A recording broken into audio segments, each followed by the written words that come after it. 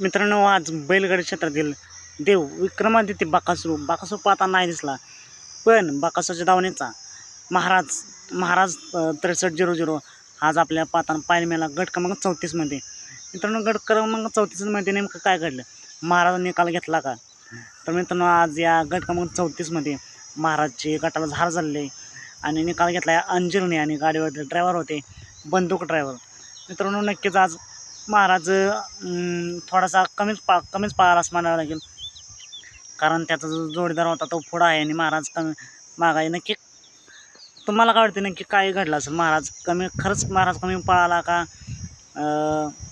नक्की काय झालं सर, हे कमेंट पण नक्की सांगा.